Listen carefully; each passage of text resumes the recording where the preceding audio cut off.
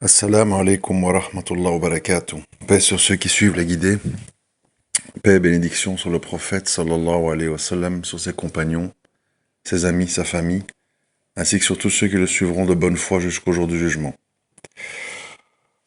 On parle souvent, quelle que soit la situation, les événements dans le monde, de ce fameux mot sur lequel je reviens souvent parce que, comme je l'ai dit et répété, enfin, c'est pas G, parce que c'est pas moi qui l'a dit, je ne fais que faire la chambre d'écho de ce que dit le prophète sallallahu alayhi wa sallam et Allah dans le Coran sur cette histoire du shirk, de l'association. Et en fait, je reviens dessus encore. Pourquoi? Parce que je réalise très bien que c'est une notion abstraite. Pour beaucoup de gens, c'est une notion abstraite euh, où où la plupart des gens en fait n'arrivent pas à concevoir à quel point en fait c'est une menace insidieuse et très présente dans nos vies. Moi, je veux revenir dessus d'une façon un peu pas trop académique parce que je vais mettre ici en commentaire. D'ailleurs, je vous invite toujours, parce que c'est pas toujours visible, de cliquer dans la description, parce que des fois je mets des choses là, mais on ne le voit pas si on ne fait pas afficher plus. Donc, il faut toujours voir dans la description si j'ai rajouté des choses, mais je le mettrai aussi en commentaire. J'ai fait une petite playlist de 3 vidéos. Ça dure 3h30. Bon, vous me direz que c'est long, mais bon, c'est fait 2 matchs de football, hein, c'est pas insurmontable, dans lequel je trouve que c'est abordé d'une façon douce et assez intéressante par un imam de Toulouse, je crois, d'origine d'Afrique noire. Et c'est 3 vidéos qui font à peu près 1 heure chacune. Et si vous voulez quelque chose de un peu plus académique et structuré, je vous renvoie vers ça. Moi, je voudrais l'aborder à ma façon, voilà, parce que peut-être ça parle à d'autres personnes, pour essayer de vous faire réaliser que c'est pas du tout quelque chose d'insignifiant ou de très peu présent, ou que c'est une affaire facile à régler. Alors, regardez autour de vous. Moi, toujours, vous remarquez dans mes audios, je dis souvent, regardez autour de vous. Parce que c'est important. Allah nous a donné des sens, c'est-à-dire des yeux, des oreilles et l'odorat, afin que qu'on soit, comment je vais dire, attentif et qu'on interprète ce qu'on voit. On n'a pas ça pour rien, en fait. Pour regarder des futilités, pour entendre des futilités. Donc, regardez autour de vous. Qu'est-ce que vous allez constater? C'est le constat que moi je fais. La plupart des gens, la plupart des gens, au-delà du fait qu'ils ne réalisent pas qu'ils ont été créés, et donc il y a un créateur, ils se sentent être le fruit du hasard, des espèces d'animaux intelligents. Bon, c'est malheureux, mais c'est comme ça. Au-delà de ça, vous allez remarquer en fait que la plupart des gens, la plupart d'entre nous, ou la plupart d'entre nous à certains moments donnés de nos vies, pas tout le temps, mais souvent, on fait des choses, parfois des choses qui nous prennent énormément de temps, des choses qui demandent énormément de sacrifices, des choses qui sont importantes. La plupart d'entre nous, on fait des choses pour les autres, pour d'autres êtres humains, où l'autre occupe une place centrale dans cette activité. Qu'est-ce que je veux dire par là? Je prends un petit peu quelques exemples qui me viennent à l'esprit. Quand tu fais des blagues, bon, qu'on appelle maintenant sur le net des pranks, ou quand tu fais des stand-up, donc les comiques, etc., qu'est-ce que tu recherches en fait? L'agrément d'Allah? Non. Manifestement non. Un sourire serait suffisant. Ce que tu cherches en fait, c'est de faire rire. Tu cherches à faire rire les autres êtres humains.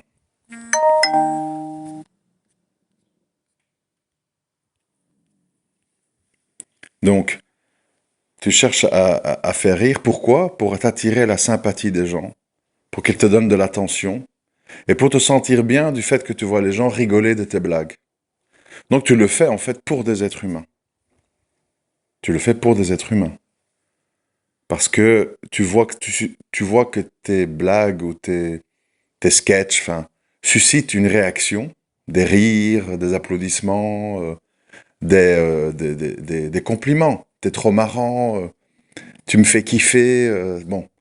Et alors notre ego, comment dirais-je, il est rassuré du fait que des êtres humains rient de nos blagues, verbales ou physiques, peu importe. Donc c'est une action en fait qui est complètement motivée par euh, les gens, les autres créatures. La musique, c'est la même chose. Les artistes passent des heures en studio à faire des arrangements, à reprendre des morceaux, à faire comment on appelle, avec des tables de mixage, des arrangements. Dans quel but? Parce que vous pourriez, comment? C'est trompeur de dire l'argent, l'argent. Il n'y a pas que l'argent. Oui, il y a des gens que c'est l'argent. Mais tu as aussi beaucoup de gens, parce que plein d'artistes n'ont pas de succès, ou pas beaucoup de succès, ou, comment je vais dire,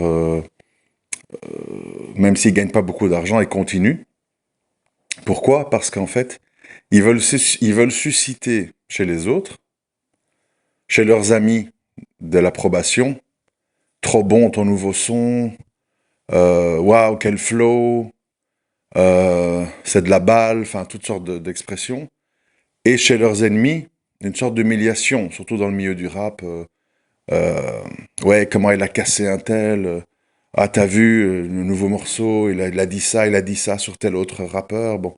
C'est-à-dire qu'il y a le but, en fait, de satisfaire son ego en ayant des compliments de tes amis et de casser ou de choquer ou de rabaisser tes ennemis. Donc, de nouveau, ta motivation, c'est quoi? La plupart du temps, pour pas dire 99%, c'est des préoccupations humaines. Je veux me sentir fort, je veux me sentir écouté, je veux sentir que mes sons plaisent aux gens, je veux m'affirmer sur les autres, je veux leur montrer que je chante mieux, que je rappe mieux, etc. Euh, et à nouveau, en fait, c'est une recherche de réaction chez les autres êtres humains. Les études. Les études, c'est déjà un peu plus complexe. Parce que d'un côté, l'humain, c'est important qu'il acquiert des connaissances et ou des compétences. Parce que ça permet à un être humain d'être utile à la société, d'apporter une valeur ajoutée. Mais, bien souvent, les gens font des études, parfois qu'ils n'aiment pas, qui ne les intéressent pas, parce qu'il faut faire plaisir à mon père ou à ma mère, qui veut que je sois avocat, qui veut que je sois ingénieur, qui veut que je sois, je sais pas, moi, juriste, docteur, etc. Et les gens, c'est pas une petite affaire, hein. Quand tu dis docteur, par exemple, ça veut dire 12 ans à l'école, plus 8 ans à l'université. Donc on parle quand même d'un sacrifice de 20 ans pour, comme bon nombre d'étudiants en médecine, réaliser après 2, 3, 4, 5 ans ces études, qu'on n'est pas fait pour ça, qu'on n'aime pas, que c'est pas ça qu'on veut faire. Mais on a fait tout ce sacrifice, pourquoi? Pour plaire à mon père, à ma mère, ou pour faire comme mes copains qui sont inscrits en fac de droit. J'ai fait ça aussi, etc. De nouveau mobilisés par des créatures. Les exemples sont légion, hein, je veux dire, quand on parle de la coquetterie. Les gens, voilà, qui font des coiffures, ils mettent du gel, le lissage brésilien, les vêtements, les parfums, enfin tout ça, c'est quoi? C'est pas pour plaire à Allah, hein. Très très très rarement. Le but, c'est, je veux que les autres me trouvent beau, je veux que les autres me trouvent attirant, je veux avoir des compliments, je veux susciter l'envie, le désir, alors qu'on suscite bien souvent la jalousie, enfin bref. Pourquoi? Parce que la vie des autres sur ma personne, c'est important. Alors bon, faut pas me faire dire ce que j'ai pas dit. Oui, on doit être agréable, on doit être souriant, on doit être propre pour des questions de, comment dire, de bon comportement. Ça, c'est autre chose. Mais ce qui motive les gens, tout le business de la mode, par exemple, ça tourne autour du fait de dire, je dois montrer que je suis à la page, je dois montrer que je suis dans l'air du temps, afin que les autres disent pas que je suis ringard ou que je suis mal habillé ou que j'ai l'air ceci ou que j'ai l'air cela. À nouveau, le regard des autres.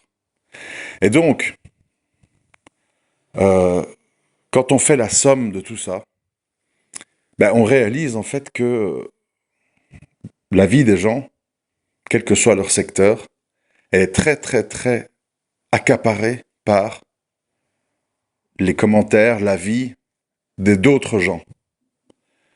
Et dans l'équation, rarement est pris en compte que pense Allah, mon créateur, qui finalement, comme je l'ai souvent dit, est la hanse la plus solide, parce que, je le répète, le reste, c'est pas solide.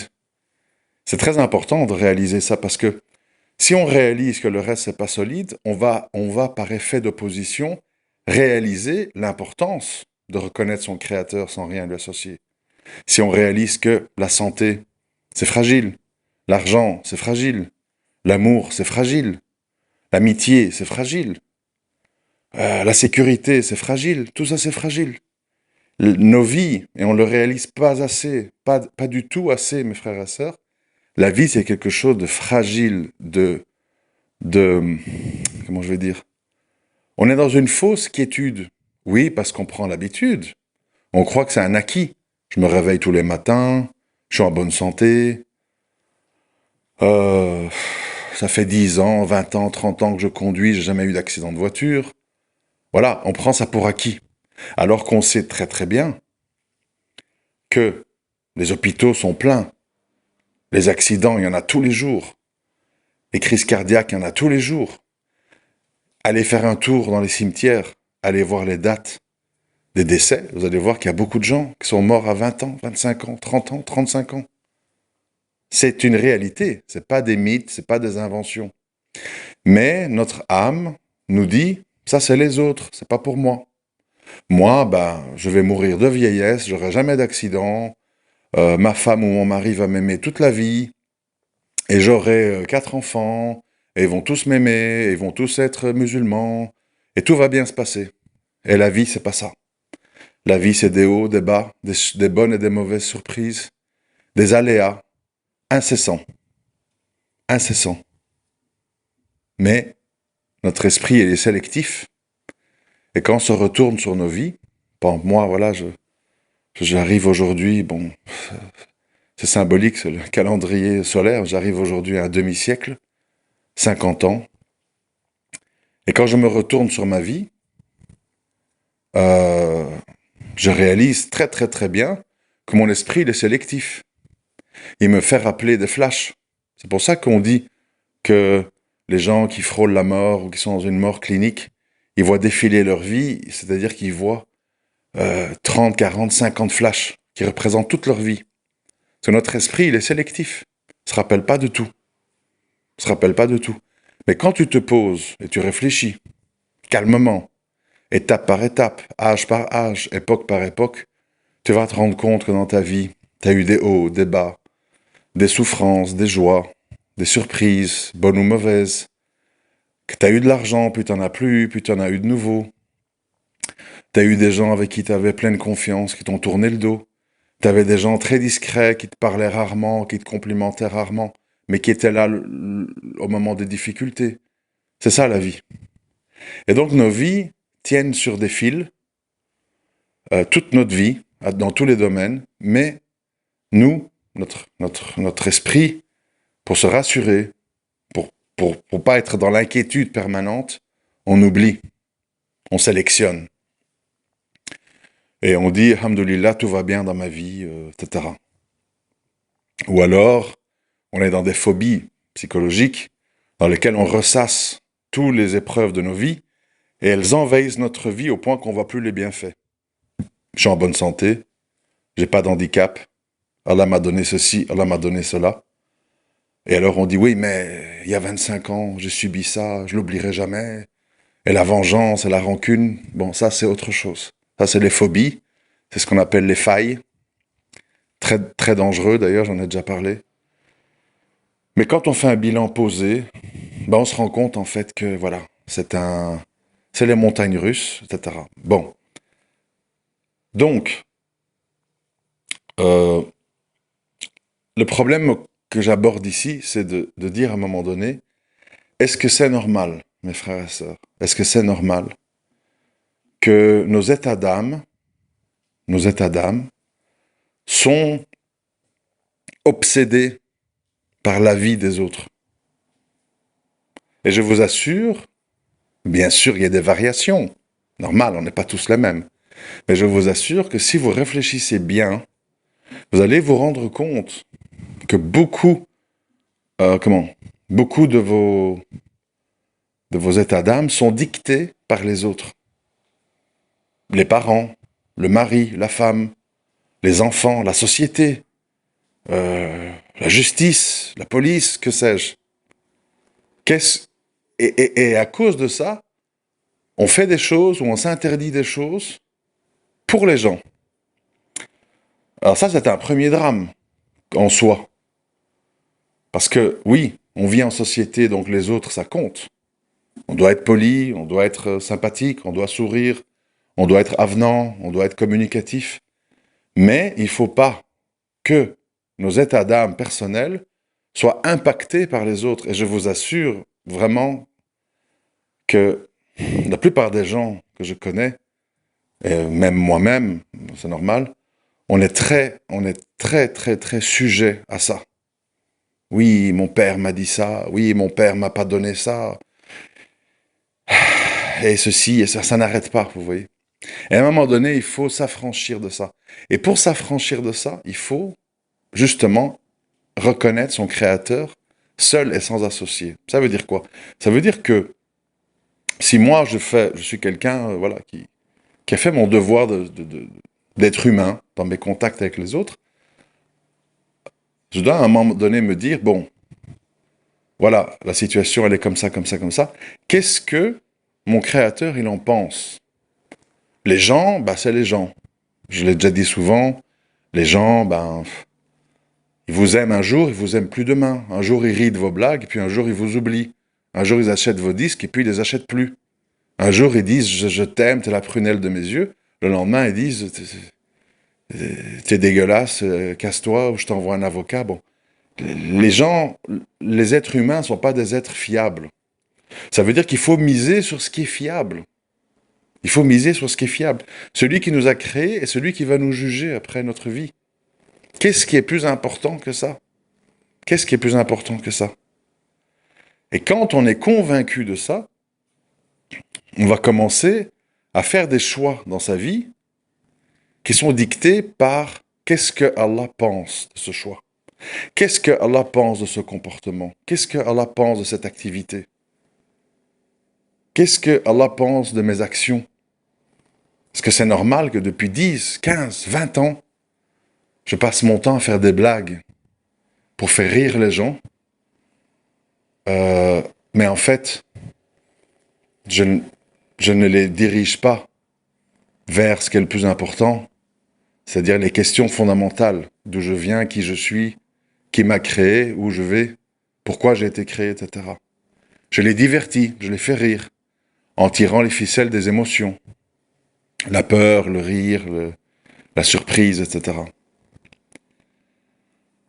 Donc, une fois, une fois que on est vraiment convaincu dans son cœur que on veut être préoccupé, être mentalement omnubilé, dans le bon sens du terme, par le fait de se dire qu'est-ce que Allah pense de ça, on va commencer à faire des choix pour son créateur.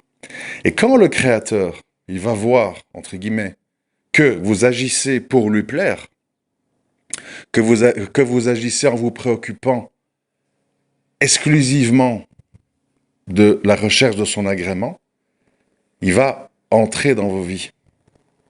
Vous allez commencer à vous rapprocher de lui, et il va vous assister. Pas de la façon dont vous voulez, pas au moment que vous voulez, parce que lui, il est le savant des savants, il sait mieux le pourquoi des choses. C'est important aussi, l'adhésion sans condition. Beaucoup de gens, ils sont avec des conditions. Ah, moi, je veux bien faire l'effort de l'islam, les prières, machin, mais il faut qu'en contrepartie, j'ai ça, j'ai ça, j'ai ça. J'ai un bon travail, je trouve la femme de ma vie, etc. Si je subis des épreuves, bon, c'est bon, hein, ça suffit maintenant. Bon, on devient enfant gâté. Je répète, on va voir ce qui ne va pas et on va oublier les bienfaits. Je suis en bonne santé, je suis beau, j'ai tous mes sens, j'ai ci, j'ai ça. On va oublier. C'est un acquis, c'est normal. Qu'est-ce qu'il y a? Vous savez, rien que la santé. Vous n'imaginez pas le nombre de gens et qu'Allah m'en préserve parce que bon, c'est pas l'épreuve qu'Allah m'a donnée, mais les gens qui souffrent de maladies dans leur santé. On réalise pas, on croit que c'est un acquis d'être en bonne santé. C'est normal. Allez, tu vas dans les hôpitaux, tu réalises. Tu réalises. Les gens réalisent pas le bienfait d'avoir une famille. Une femme, un mari, des enfants. Combien de gens sont tout seuls, ne trouvent personne, sont veufs, sont orphelins, sont seuls. Les enfants à la DAS, passent de foyer en foyer, etc. C'est pas des acquis, hein. C'est pas des acquis tout ça. Alors on va dire, oui, mais j'ai pas d'argent. Oui, mais bon. Allah, il sait pourquoi il te donne pas d'argent. Oui, mais j'ai pas ceci. Oui, mais Allah, il sait pourquoi il te donne pas cela. Mais si t'as pas cette conviction, tu vas être tout le temps dans l'ingratitude. D'où l'importance du tawhid. Parce qu'à ce moment-là, tu te dis, si mon créateur, malgré mes efforts, faut faire les sabab, si mon créateur ne me l'a pas donné, c'est qu'il y a une raison. Je lui fais confiance. Je lui fais confiance. Et, mais cette histoire de se libérer des opinions des autres, c'est très compliqué parce que je l'ai déjà dit aussi, l'être humain est une créature sociale et normative. On aime être comme les autres. On aime avoir la reconnaissance des autres. Moi, j'oublierai jamais.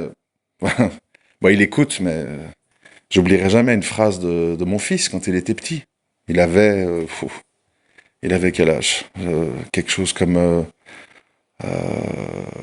environ 10 ans, plus ou moins.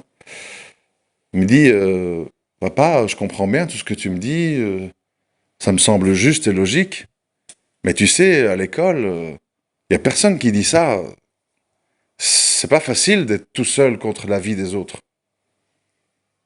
Les gens, ils disent ça, ils disent ça. Et ça continue aujourd'hui, récemment. Maintenant, on est 15 ans plus tard. Il m'a de nouveau dit, papa, tu peux un peu m'expliquer l'histoire Palestine, Israël. Autour de moi, les gens pensent à ça. Comment il faut répondre à ce qu'ils disent. C'est pas évident. Tout le monde est dans une vision maintenant pro-vaccin, pro-Ukraine, pro-Israël. C'est-à-dire que les êtres humains, quelque part, il faut être un peu masochiste, comme moi. Oui, moi je le reconnais. Je souffre sans doute d'un syndrome, c'est que le masochisme. C'est-à-dire que moi, je suis épanoui dans la confrontation. Pas par plaisir, pas parce que je jouis de ne pas être d'accord avec les gens, c'est parce que je sais que la masse des gens est toujours dans des mauvais choix. Allah il nous dit, et si tu suis la majorité d'entre eux, ils t'égareront. Donc moi je sais ça. Donc par définition, quand je vois une masse de gens qui convergent vers quelque chose, je suis en état d'alerte, je suis méfiant. Et je recherche les raisons que ça peut ne pas être valable, ce qu'ils disent ou ce qu'ils font. Mais pour des êtres humains normaux, entre guillemets, c'est très pénible. Avoir les gens qui te montrent du doigt, avoir les gens qui pensent pas comme toi, te sentir tout seul, avoir les gens parfois qui se moquent de toi, ou qui te traitent de... Enfin, que vous entendez tous les mots. Ouais, t'es un illuminé, ouais, t'es un conspirationniste, ouais, tu vois le mal partout, Euh, ouais, tu te fais des films. Ouais, c'est bon, tu saoules. Enfin, bon, les gens sont comme ça. Ils se réunissent en conglomérat autour d'une opinion. Et quand vous la partagez pas, même si vous argumentez, même si vous prouvez, vous devenez un mouton noir. Et beaucoup de gens sont mal à l'aise dans la position de mouton noir. Moi pas, moi j'aime, mais beaucoup de gens n'aiment pas. Moi j'aime parce que ça me rassure. Je me dis bon, je suis pas dans la file vers l'abattoir avec les bestiaux. Mais pour ça, il faut encaisser beaucoup de critiques. Et cette histoire, ce phénomène, ce n'est pas une histoire d'un croyant avec croyant, ça se poursuit entre musulmans. C'est-à-dire que, voilà, il y a des espèces de sujets. Bon, oui, il y a certains sujets qui sont indiscutables, notamment au niveau de l'aqida, du dogme de la croyance. Mais il y a certains sujets au niveau de la jurisprudence, etc., où tu vas avoir des gens qui vont faire la même chose. Comment te permets-tu? Non, c'est comme ça. Euh, tes arguments, je les entends pas.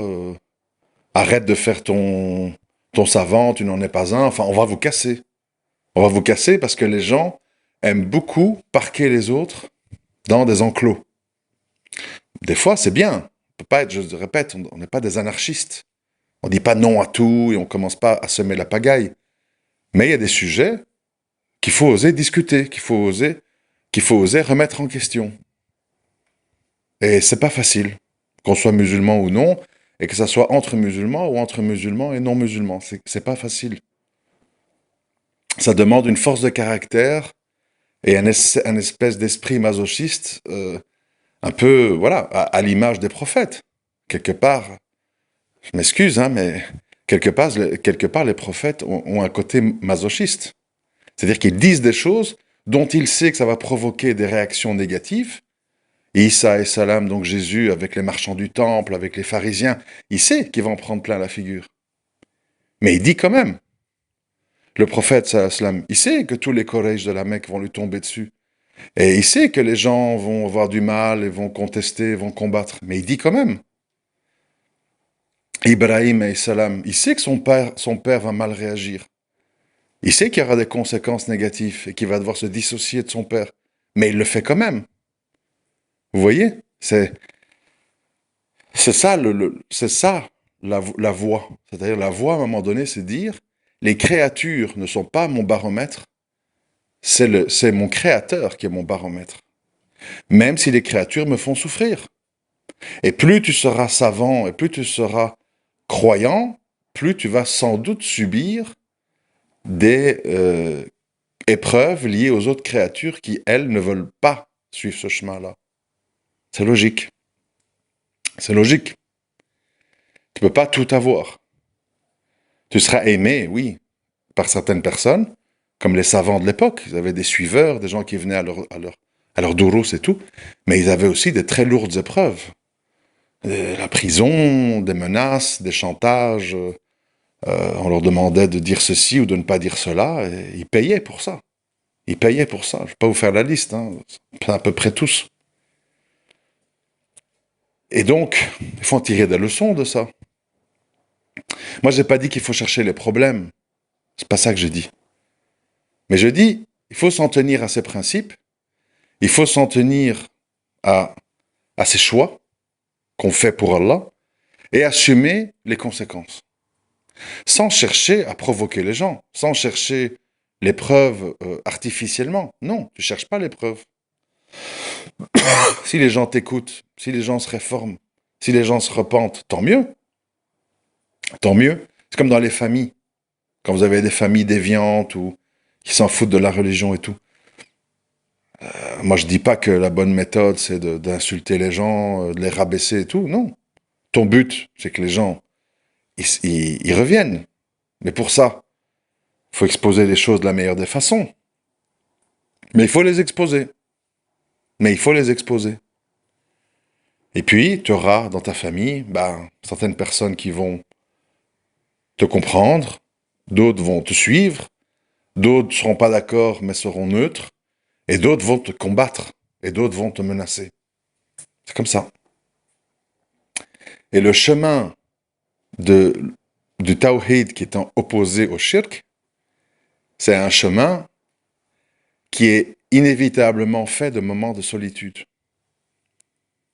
Mais pas de vraie solitude, puisque tu as Allah avec toi. Et quelle meilleure compagnie que la compagnie d'Allah? Quelle meilleure compagnie? Quelle? Laquelle? Où? Qui? Personne. Et ces moments-là, il faut les endurer. Et ça ne durera qu'un temps. Puis Allah, il t'enverra des gens de bien. Puis il va les rééloigner. Et ainsi de suite. Comme les vagues à la mer. L'eau avance, et puis elle recule. Et puis elle revient, et puis elle recule. C'est ça le cycle de la vie. Les saisons. Le printemps, puis à l'été. Ah, puis à l'automne, les feuilles deviennent jaunes. Puis à l'hiver. Et puis revient le printemps, et ainsi de suite. Donc le croyant, il s'attache à Allah. Et il endure la vie. Et il est reconnaissant pour les bienfaits. Et il accepte les épreuves. Ne soyez pas sélectif, ingrat. Euh, Tout se passe pas comme on voudrait, et c'est comme ça. Tout se passe pas comme on voudrait, et c'est comme ça. Et si tout dans votre vie va bien, posez-vous des questions. Il y a peut-être un problème. Il y a un problème. Si tout va bien. Donc c'est l'inverse en fait. Rappelez-vous, les Sahaba, ils commençaient à pleurer et à être inquiets quand ils n'avaient pas d'épreuve. Ouh là là, qu'est-ce qui se passe? Est-ce que Allah m'a abandonné ici? Je suis dans les délices de ce bas monde. Aïe aïe aïe. Mauvais signe. Inquiétant. Nous, c'est l'inverse. Alhamdoulilah, j'ai tout, j'ai ceci, j'ai la voiture, j'ai ma femme, j'ai les enfants. On part en voyage, j'ai une carrière, j'ai de l'argent de côté, j'ai des biens. Nous, on jouit. On croit que... Alors que tout ça va rester derrière nous. Un jour, ben, ta femme te quitte, un jour tes enfants feront leur vie, un jour tes biens, ben, tu feras des mauvais investissements, tu perdras tout, puis tu auras... peut-être tu n'auras pas fait des mauvais investissements, tu perdras la santé, tu ne pourras plus profiter de tes biens. Et tout bascule. Et là, c'est fini. Et parfois, c'est brutal. Tu peux tout perdre en une fois. Combien de gens sont SDF et tu leur dis qu'est-ce qui s'est passé? Ah, j'avais un travail, j'avais une femme et tout. Ah, j'ai commencé à boire, ma femme m'a quitté, j'ai perdu mon travail. On m'a chassé de mon appartement, je suis à la rue. Le gars, il avait tout. Faut pas oublier, rien n'est acquis. Je sais que je me répète, mais c'est pas grave, rien n'est acquis. Rien n'est acquis. Et Allah, il fait ce qu'il veut. Et Allah, il est dans le rythme qu'il veut. Quand les gens disent, ah, ça fait 12-13 ans, la guerre en Syrie, c'est en stand-by, la Palestine, 70 ans. Allah est omniscient. Ça se passe comme ça parce qu'il y a des raisons pour lesquelles ça doit se passer comme ça. Et il faut en être convaincu. Oui, il y a des morts. Oui, c'est terrible. On se met à la place. On imagine que c'est ses enfants à la place. Il y a des morts, mais je répète ce que j'ai dit hier, mais on va tous mourir. L'important, c'est pas le fait de mourir. L'important, le fait, c'est de mourir dans quel état. Et le meilleur état possible, c'est de mourir avant l'âge de raison. C'est nos soucis, nos jugements. Donc il faut relativiser tout ça. Je sais que c'est très difficile. C'est très très difficile parce que nous sommes, même le prophète, sallam, qui a perdu beaucoup d'enfants, notamment tous ces garçons. C'est pas facile. C'est pas facile, mais c'est le décret d'Allah. Que des prophètes ont subi. Que dire de nous? Que dire de nous? Plein de manquements, de péchés, de petits shirks, etc. Que dire de nous? Ces gens-là, ils ont été éprouvés. Ils ont dû combattre. On a fait des calomnies sur eux. Vous vous rendez compte? Enfin, je sais pas si vous mesurez, en fait, les choses, vraiment. On parle d'une personne humaine qui vaut des millions d'entre nous, qui ont subi toutes des petites choses qu'on subit. Et nous, on trouve ça anormal que nous, on les subisse. Ils ont subi la faim, ils ont subi les guerres, ils ont subi les maladies, ils ont subi la sorcellerie. Ils ont subi les enfants morts. Ils ont subi des histoires avec des femmes. Tout. Ils ont tout subi. Tout subi. Eh oui, nous, on veut pas subir. Bon, oui, on veut pas subir, mais par Allah, je vous assure, si, écoutez ça bien, je m'excuse, je sais que c'est long, mais si on mesurait ce qui nous attend et l'importance et la grandiosité de ce qui nous attend, il faut essayer de s'imaginer. Bon, je voudrais donner des images parce que malheureusement l'humain il est limité. Alors il faut donner des images, mais pour ceux qui ont vu les films comme je sais pas Avatar et tout ça, voilà une espèce de monde idyllique, plein de couleurs, etc. Il faut se rendre compte qu'une fois que tu vas goûter à ça, que tu vas voir c'est quoi l'odeur du paradis, l'ambiance du paradis, les sensations du paradis, les rapports intimes au paradis, les manger au paradis. Une fois que tu auras goûté à ça, tu vas te dire comment j'ai pu donner 1 gramme de mon temps et de mon énergie cérébrale au bas monde. Un bas monde où même si tu as tout, souvent je vous le dis, imaginez que vous ayez tout. S'il vous plaît, imaginez-le. Enfin, en tout cas, pour les hommes, parce que bon, je ne vais pas toujours dire homme-femme, mais imaginez-vous. Vous êtes à Beverly Hills. Vous avez 4-5 des voitures, les voitures de vos rêves.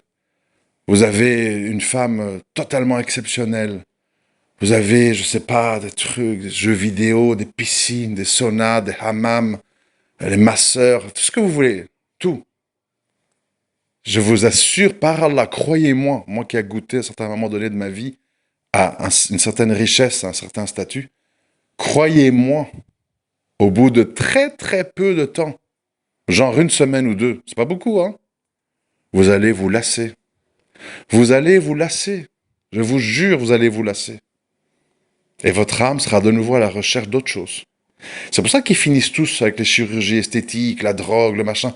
Parce que ils ont tout et puis ils disent ah c'est ça et puis quoi. C'est pas ici que vous allez trouver le contentement de l'âme. C'est pas ici que vous allez trouver le grand amour stable tout le temps, tu vois, apaisant. C'est pas ici, pas ici, pas ici. Donc une fois qu'on a compris que c'est pas ici, on mise sur l'au-delà et on travaille pour l'au-delà. Et pour travailler pour l'au-delà, on doit reconnaître son Seigneur seul et sans associé. C'est l'équation, elle est très simple, très très simple. On complique tout, mais c'est très simple. Alors oui, cette vie, il faut la vivre. On la vit, on la vit. On fait ce qu'on a à faire. On essaye de respecter le Coran et la Sunna, le comportement, etc. Oui, on la vit. Mais notre cœur ne s'y attache pas. Et surtout, notre cœur n'est pas préoccupé par les gens. Ah, quoi, vous savez, j'ai déjà entendu des histoires comme ça. Des femmes qui sont au foyer, tu vois. Et t'entends les autres, tu fais quoi dans la vie Ah, j'éduque mes enfants à la maison, je suis dans mon foyer. Ah, mais t'avais pas fait des études de kiné, quoi Mais, tu vois, c'est-à-dire les gens, ils veulent te mettre la pression pour dire, tu dois, tu dois pas être disponible pour ton mari et tes enfants et ton foyer, tu dois être disponible pour le monde étranger et extérieur. Et si tu fais pas ça, tu vaux rien. Et alors les gens, à la fin, ça rentre dans leur tête. Ouais, je suis au foyer, je suis le moins que rien, je fais rien, etc. C'est un grand piège hein, quand on est obsédé par les autres. C'est une source de souffrance terrible. Ou ah, t'as pris du poids hein oui, j'ai pris du poids. Oui, et alors? Ah oui, mais non, mais bon, je dis ça, je dis rien. Bon, enfin, c'est l'histoire de l'apparence. Il faut se sentir bien dans sa peau. T'as des gens, ils se sentent bien dans leur peau avec du surpoids. Ils sont à l'aise. Alors si vous êtes plus mince, bah, c'est mieux. Pour la santé, le cœur il pompe moins, etc. Mais c'est pas l'alpha et l'oméga de votre équilibre mental. Les gens sont là, je vais faire un régime, j'ai mal dans ma peau, etc. Euh, Mais c'est compliqué parce que je vous dis, on veut plaire, on veut attirer les autres, on veut des compliments, on veut se rassurer. Ça, c'est une maladie en fait. Hein. C'est une maladie. Pour moi, c'est une maladie. Euh, mais ça nous touche tous parce que on est des êtres humains. On n'est pas des anges, donc on a toutes sortes de petites faiblesses. Voilà, on est touché. Moi, je lis un commentaire méchant, je suis un peu piqué, je lis un commentaire sympa, je suis un peu rassuré. Ouais, je suis un être humain.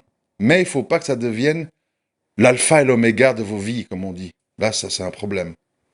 Ça doit être quelque chose de minime. Il faut surtout se dire, voilà, je réécoute, dans mon cas, hein, je réécoute mon audio. Est-ce que Allah, il va en être satisfait de ce que j'ai dit? Oui, les gens, ben, il y a des gens, ils vont aimer, d'autres qui vont pas aimer, ça je sais. Mais Allah, qu'est-ce qu'il en pense? C'est ça. Pour le reste, c'est pas important. C'est normal qu'on est touché, mais c'est pas important. C'est pas important. Parce que c'est pas fiable. Combien de gens dans le cinéma, dans la chanson, dans le sport, ils ont été très connus, adulés, applaudis. Aujourd'hui, personne ne pense une demi-seconde à eux. Personne, personne, personne, personne. Je me rappelle quand j'étais jeune adolescent, bon, j'étais comme tous les jeunes, j'admirais les sportifs, les gens connus, etc. Bon. Et je me dis, les gens à l'époque qui attiraient mon attention, aujourd'hui, ben, qu'est-ce qu'il en est? Et tu te rends compte en fait que plus personne même n'en parle. Ils sont dans Wikipédia, dans les classements. Je sais pas, je me rappelle dans le cyclisme, tu avais Indurain. Il a gagné plein de fois le Tour de France. Aujourd'hui, c'est un anonyme. Les gens, s'ils le verraient, ils le reconnaîtraient pas. Alain Prost dans les courses de voiture. Plus personne n'en parle. C'est un dinosaure du passé. La plupart des groupes de rap de l'époque, ils n'existent plus. Tous dissolus, disputés, sont rentrés dans le rang. Les gens sont passés à autre chose. C'est pas fiable, c'est pas durable. Comprenez? On peut pas miser sa vie sur des choses pas durables, qui durent pas longtemps, vraiment. Et c'est des gens importants, hein, je veux dire. Je vais pas vous citer des groupes de musique, parce que ce serait bon, un peu inconvenant, mais il y a plein comme ça de groupes, ils remplissaient des salles, avec des gens qui donnaient tout pour avoir une place, qui étaient là, qui sautaient, qui transpiraient, qui aimaient, qui voulaient un autographe, un selfie. Et aujourd'hui, disparu, plus personne n'en parle, plus personne ne se préoccupe d'eux, comment ils vont. Tout le monde s'en fout en fait. Parce que l'humain, c'est un pourri gâté. Il veut que tu le divertisses, puis le jour où tu es un peu passé de mode, où il y a mieux, il t'oublie. Il te zappe. Comme beaucoup de gens font dans les relations sentimentales, malheureusement, et qu'Allah nous en préserve. Combien d'hommes, ils sont là, ils offrent des cadeaux, t'es l'amour de ma vie, machin, les enfants, là. Hein. Puis, ma secrétaire, un peu plus sexy, machin, allez, ciao. Hein. C'est terrible. C'est terrible. C'est terrible si tu mises sur l'humain. C'est terrible. Si tu mises pas sur l'humain, ben c'est dur, mais tu surpasses. Tu surpasses parce que tu sais. Après, il faut aussi invoquer Allah pour qu'il te protège. Et justement, il faut s'inciter entre amis, entre mari et femme et tout, pour rester proche d'Allah, pour éviter ces pièges de shaitan. D'où l'importance de la pratique religieuse, dans le couple, dans la famille. Et s'il n'y a pas ça, ben, shaitan y rentre. Et il va se passer des trucs qui vont te faire mal. Et qui vont te faire très mal si tu mises sur l'humain. Si t'es un humaniste. Moins mal si t'es dans le tawhid. Mal quand même, parce qu'on est des êtres humains. Voilà, bon, je sais que c'est un petit peu du radotage, c'est pas grave, hein, je peux pas faire toujours des audios. Voilà, le style change à chaque fois, et puis il faut pour tous les goûts. Mais je voulais un petit peu insister là-dessus, parce que ça me fait toujours mal au cœur, en fait, de voir à quel point beaucoup d'humains misent sur l'humain, et quelque part, bah, ils associent à leur Seigneur, ils donnent pas la place qu'il revient à celui qui est le plus important, et de loin, dans nos vies, et de loin. C'est un mauvais calcul. Et Inch'Allah, qu'Allah nous protège du shirk et nous garde dans le droit chemin, non pas dans celui des égarés ou de ceux qui ont encouru sa colère. Assalamu alaikum wa rahmatullahi wa barakatuh.